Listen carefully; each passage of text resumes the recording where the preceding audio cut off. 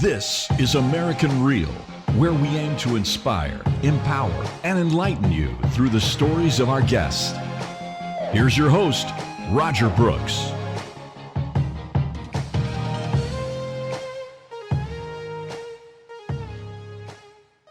You talk about vulnerability of expressing your inner self. To be able to get vulnerable and do that, because it's not easy to do that and put yourself out. I feel like a lot of times people, when they talk to you, and I noticed this like for years, people say, do you know what I mean? Because people want to know, do you understand what they mean? Because they ultimately feel alone in the world and they want someone to understand them at the level that they're feeling. So that's very important. When you become vulnerable, you're actually connecting with other people that know what you mean. I feel like they feel what you feel. At the end of the day, everybody's actually feeling the same things, but they can't verbalize it. So if you put it into words, they feel accompanied in whatever journey that they are in. Because they say, hey, I feel like that too.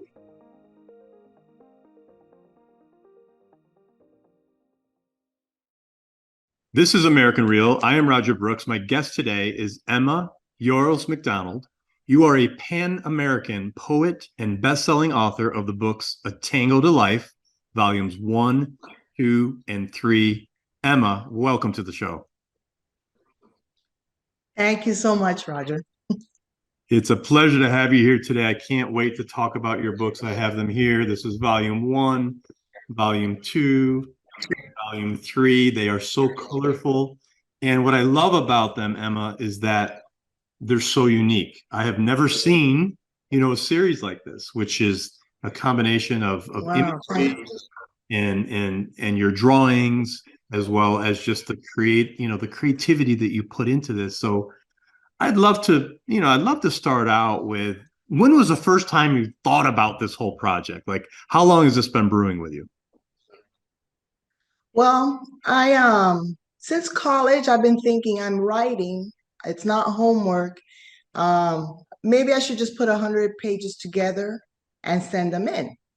And I was thinking about that my whole life, like maybe just put a couple poems together and send them to a publisher. But I didn't do anything about it. So when my son turned 18, he said the same words. I'm writing for no reason. I'm in college. Nobody's making me write. I should put 100 pages together and send them into a publisher. So when he said those words, it made me feel like I didn't complete what I had said, because he went ahead and put it together and he actually sent it to a publisher. But we took it back because we didn't have experience on who the publisher was. And in that time frame, he decided he wanted to write more. He wasn't ready to send them in. So I started just saying, okay, I'm going to put those 100 pages together, started writing them, took all poetry I had already, and started making more poetry. And I had enough material. I said, oh, I have 100 pages. But when I sent, the same thing happened to me. I sent it to a publisher. I didn't trust it. The publisher, I took them back, and then I said, hey, let me just draw one picture. I started with just doing one drawing. And from there, I said, okay, I will do a few drawings throughout the book. I don't want to be monotonous. So I actually split them in 3. That's why there's 3 volumes. Just amazing. Yeah, and like I said, I just want to show the audience here the colors and the Right. imagery that you put together. It's so unique and it's so you, right? That's what I feel is I feel your persona coming through these pages, both in the words and in the imagery. Obviously that was your original intention. Yeah, it's coming from me and it's what I feel. So I feel like it's whatever I think about comes out. Like if I'm mad at my kids, the poem will come out. If I'm happy, that's what's gonna come out. If I'm sad because of a death, it's gonna come out. So it's based on everyday feelings that everybody has. I think it's, not only me, but I feel that the emotions are very universal. It's not just me thinking these things. I feel everybody feels like this. And it's in a simple, delivered pretty simple language, and you feel the same thing. It's like having a conversation basically. Yeah, and So, that's your style, which is again very refreshing. From a thank standpoint you. of the poetry itself, where does that come from? Have you been writing poetry your whole life? Is this something, you know, and I know you said you went back and you brought back some poems, but is this a combination of poems that are more recent as well as some that you've compiled over the years? Yes, it's been poems throughout the years with different things that have happened to me or regular life. Maybe since a little bit before college, I started writing. And through the years, through all experiences, divorce, having kids, whatever the situation, I would just write. And when I started writing again, I noticed that my writing was more like a shorter, more jokier version, like a laughing about life more than being that deep about life, but still like giving the message of what I'm saying, but in a fun, short way. So the style sort of changed.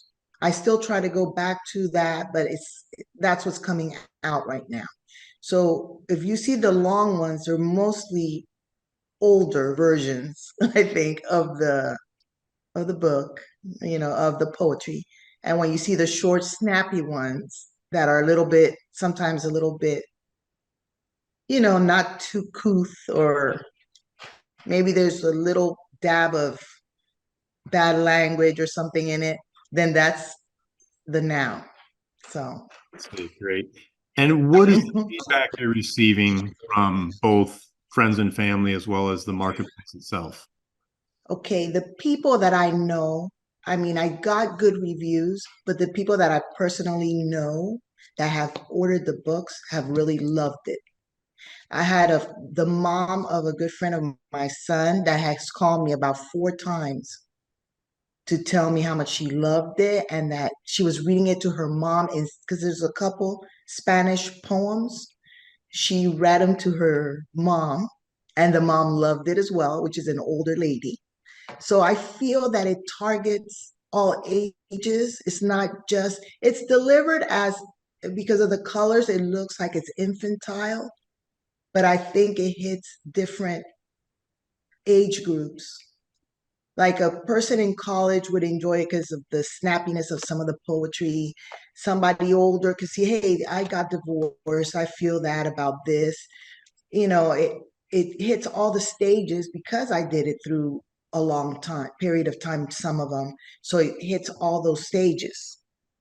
So, Yeah, but I have gotten very positive feedbacks from the people that have ordered them, that's great. which makes me very excited. That's the goal. So, No doubt. And how did you feel when the book became a bestseller? extremely excited. I couldn't believe it. And it's just very exciting. It's the whole thing. That's what you dream about. You dream about writing a book, for the book to become a bestseller. You dream about people connecting with you and enjoying what they're seeing, because you want that connection. It's more, it's a connection with others, yet you're sort of having therapy for yourself because you're able to express yourself and you connect with others, which could be therapy for them as well. And a lot of it was because I wanted to dedicate it to my children so they can, a lot of it is what I think about life itself. So if they have a question about how I feel about something, it's in here. And they're in here as well because I did put my kids in there because I wanted it as a memoir for my family. So when I'm not here, the pictures are here. I even put like a sonogram of my son and things like that that are memorable. So that's more or less what the idea of it is. No, that's great. And So, you talked early on about your son, submitting his works to a publisher, and then you compiled your works. But if you can talk a little, because I know there's a lot of people out there who are probably listening. mhm, There's many people that write poetry and have always wanted to do something like this, right? But it's always right, a thought, kind of like you said, for right, most your life was, and then you just. right. But talk about the experience of actually taking that next step and Mhm, making the commitment and the sacrifice right, to actually do it. And then the process of start to finish, because it's not easy, as we both know. right, right. Talk about that experience if you can. Okay. When you're writing, you want to finish it, but in the back of your mind, you know it's difficult to actually finish it and give it to a publisher. To me, the hardest part was finding a publisher that I trusted because that held me back. And I had a few unfinished poems, but that was not the big obstacle. The big obstacle for me was trusting somebody that I can send the work to, that I felt safe, and that I felt it was a simple process. So when you called me, I automatically knew just by your voice. I had not seen you on the internet. Like now I see you all the time, but I had seen a questionnaire on Facebook and I filled it out, not even believing that it was going to be good. So then I got your phone call. It was like a Saturday, and I got the phone call, but just your voice and the way you spoke, I knew 100%. Like your soul tells you when a person is a legitimate person. Your voice, the words you used, how simple you made it. It wasn't a hard job. Um, like the other companies were very difficult. It was a long explanation. They didn't know what they were talking about. You were already an author. You have gone through it, and you knew exactly what you were talking about. So that made me think, hey, I'm ready. Even if I had a few pages left, I knew that I could do it through you. So that's what helped me wrap it up. Just the fact that I could trust somebody with my work. So, and it was a very good experience. Everybody in the staff was on point. The other Roger was excellent. Eva was excellent. All of them. And I'm very grateful because that made my dream come true. If it wasn't for that, I probably wouldn't have wrapped it up that quickly and efficiently. So that helped me a lot. No, that's great. And I so appreciate your kind words. And, going into your product or project on our side, again, we had no idea it was going to turn out like this, right? I mean, Yeah, it's right. this is artwork in and of itself. And every Thank you. every book, in my opinion, is a piece of art. But your books took it to the other extreme where, typically we're publishing books that are mostly text. And Right. to be able to have the opportunity to work on a project like yours, I just want to let you know that we also feel, very special to have worked with you Thank to be you. able to create this project because it is so unique. And I almost feel like you've created something new here, right? I mean, there's a lot of people that write poetry. There's a lot of people that do illustrations and paintings, but you were able to put it together, in such a way that, although, to use your words, it could be considered somewhat childlike. It's to me, it does appeal to the masses, right? Which it's Right. just wonderful, and I just want to show people, some of these images. So great job. Very proud Thank you. part of this and associated with you as well. So a couple more questions, Emma, Sure. about the book and in the content. And we'd love for you to read something for us here shortly too. But can you talk about the vulnerability of expressing your inner self. You really, and you mentioned some of the different, components. So maybe one day it's about death, another day it could be a happy poem. But to be able to get vulnerable and do that, talk to us about that, because it's not easy to do that and put yourself out. Okay. I feel like a lot of times people, when they talk to you, and I noticed this like for years, people say, "Do you know what I mean?" Because people want to know that you understand what they mean, because they ultimately feel alone in the world and they want someone to understand them at the level that they're feeling. So that's very important right there. So when you become vulnerable, you're actually connecting with other people that know what you mean. I feel like they feel what you feel. And at the end of the day, everybody's actually feeling the same things, but they can't verbalize it. So if you put it into words, they feel accompanied in whatever journey that they are in. Because they say, "Hey, I feel like that too. I do feel this thing because of death. I do feel like this because of love or divorce or whatever the major. I had a child. I'm happy about it. Whatever the feeling is a human feeling. And we're all connected by our humanness.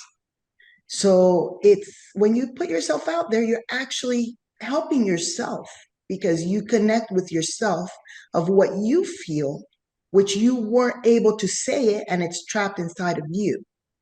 So when somebody reads what you say and they connect with that, they feel what you felt and you're bonded in a way. So it's a little bit embarrassing when you think about it, like putting your feelings out there because people want to be private and you don't want to be judged.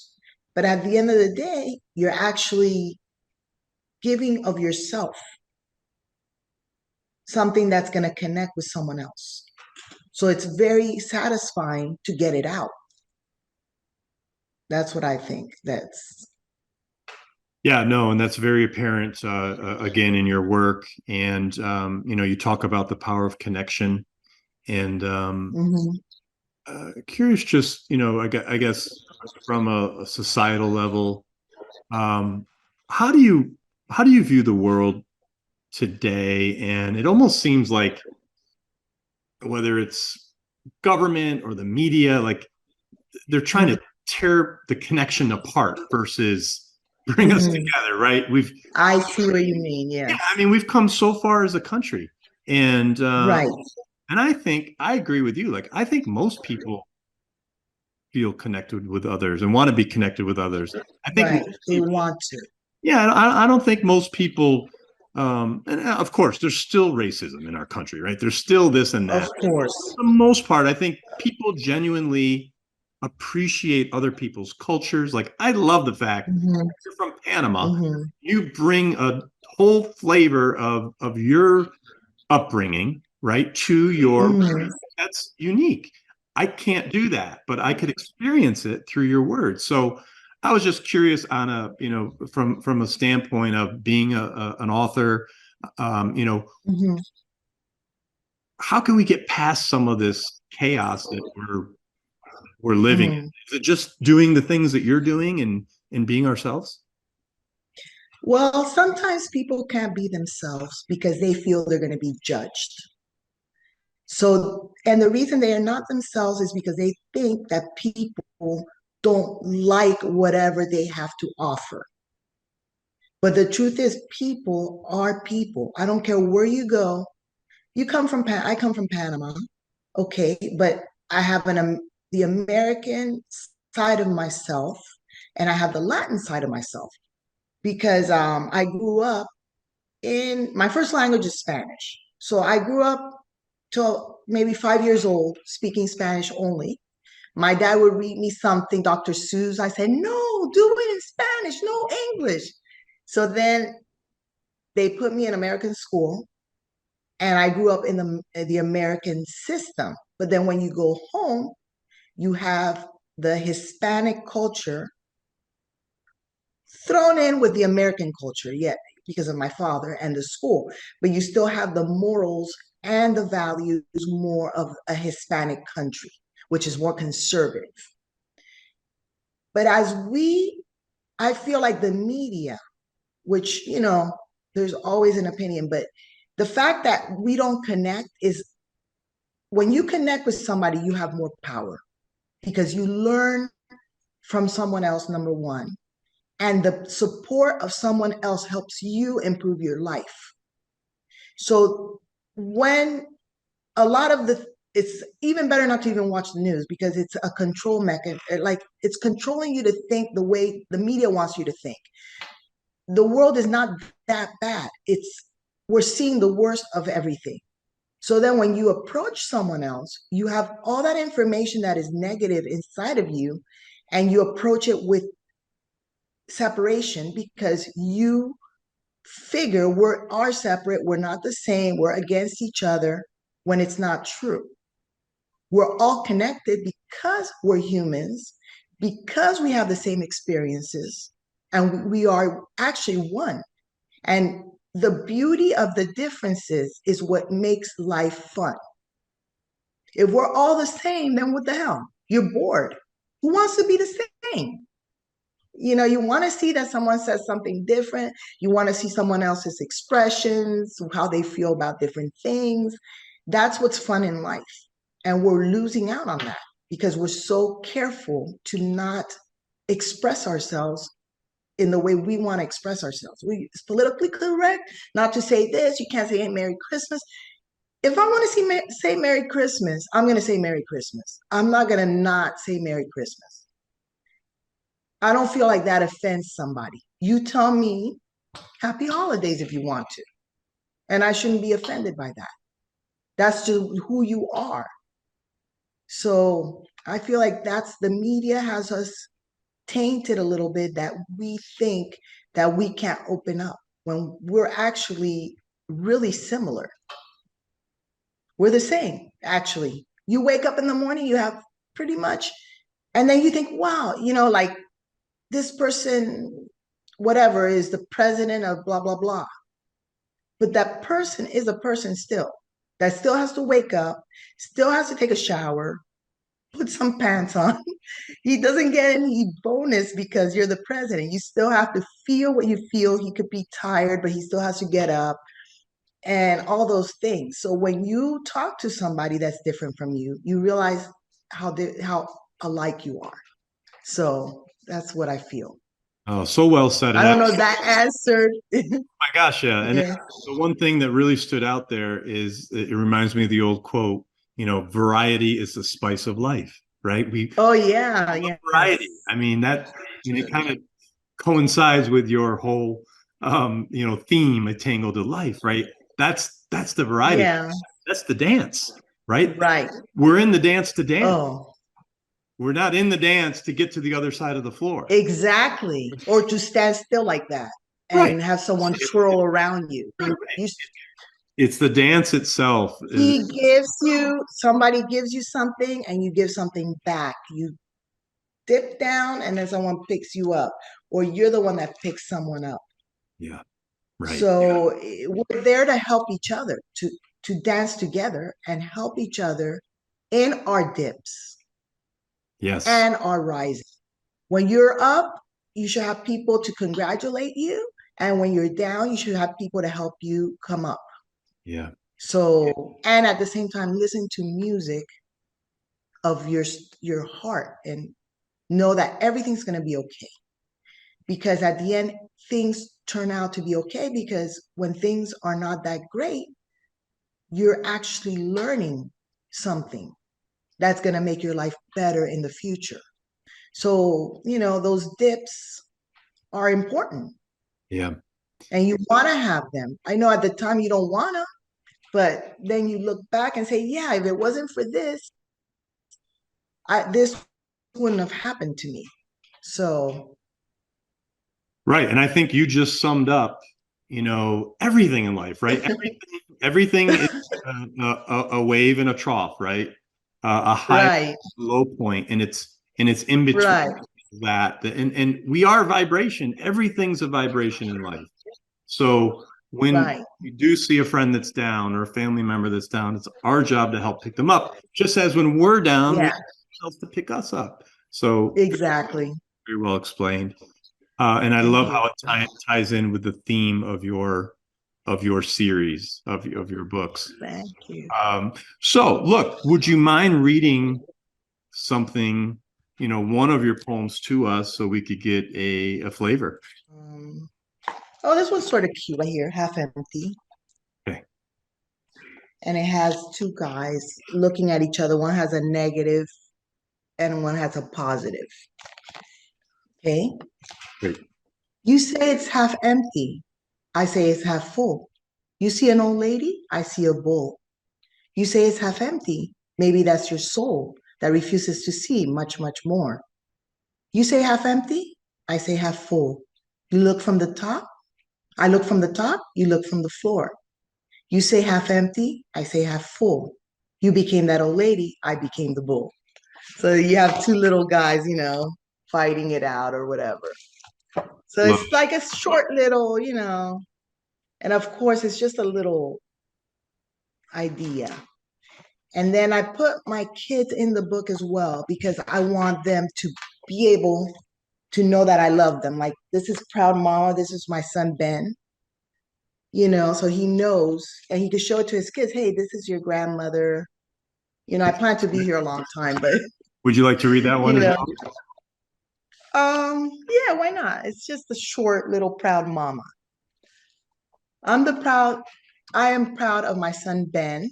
I will say it to the end. He works hard, sets his goals high, sometimes higher than the sky.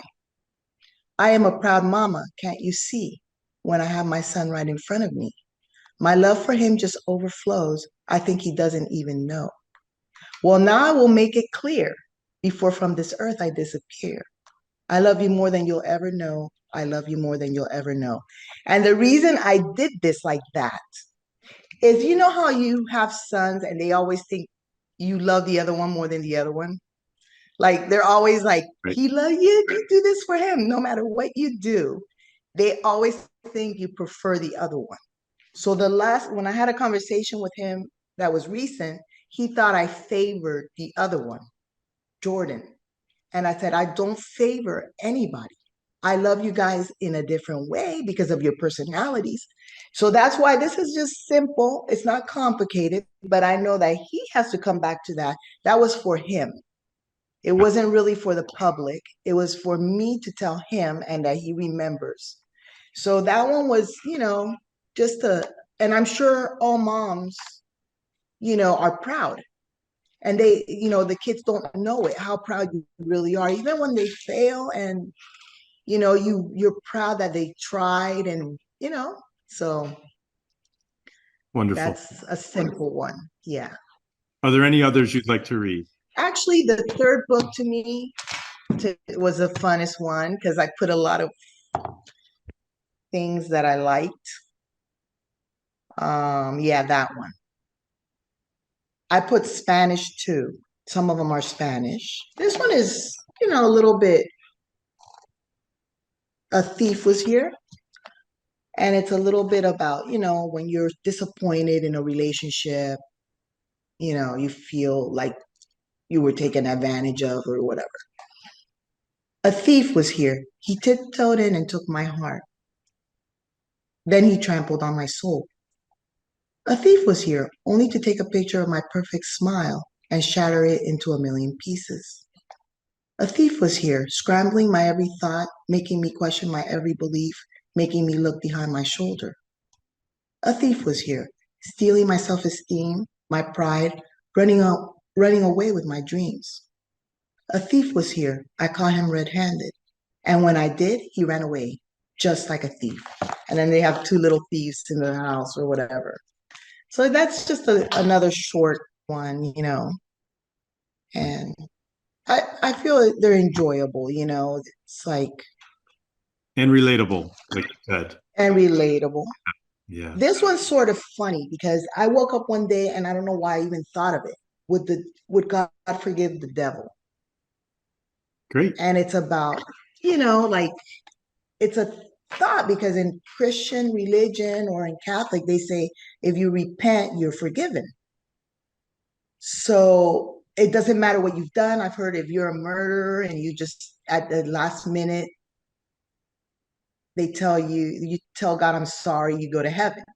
So then I thought, hey, the devil, would God forgive the devil? I just thought of that. So would God forgive the devil? God forgives us all, the short or the tall, the black and the white, the dumb and the bright. But I always wondered, I always ask my mind, if God is so forgiving and if God is so kind, will he forgive the devil? Would he let him slide? That question burns in my mind. If the devil came to God, got on his knees, and would ask God, please, please, please, would God raise his hand and say, you're forgiven because you are a son of mine? We are all forgiven in this world. The young, the old, the weak, the bold, the black, the white, the dumb, the bright, the brave, the scared, the heavy, the light. But when it comes to the devil asking on his knees, and if the devil begged, please, please, please, would God say okay and appease? God said he would forgive us all as long as we repent. As long as we ask for forgiveness, his forgiveness is heaven sent. But when it comes to the devil, will he let him slide? Or will he say, sorry, you're not forgiven, go back to hell, you slime? Like just I think, you know what? I think your father reading you Dr. Seuss had some influence on that poem. really?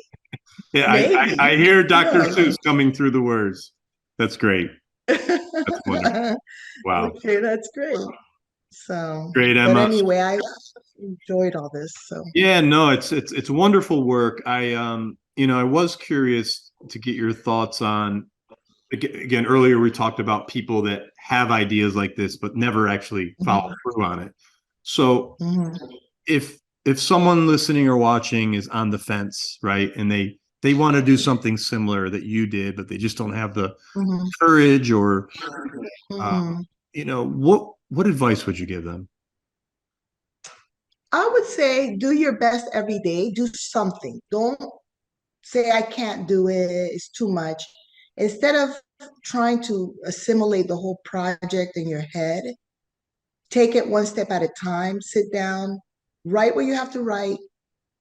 Do commit yourself to a certain amount of time per day to do a certain amount and stick to it. And before you know it, it's going to accumulate. You're going to say, wow, I did so much, and before you know it, you're going to have enough for a book.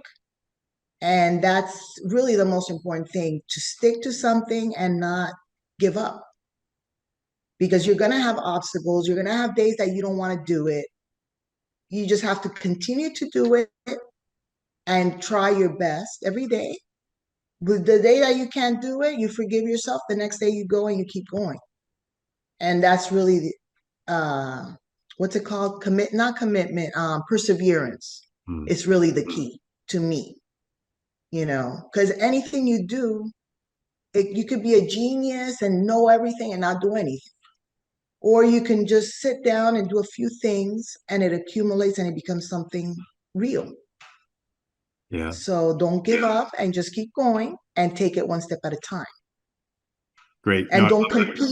Yeah, don't compete with anybody. Just do your own thing. Forget about other people. Just sit down, do what you want to do and what you like. Try to enjoy it. Don't do it as an obligation. And that way it's fun and it's not a big headache.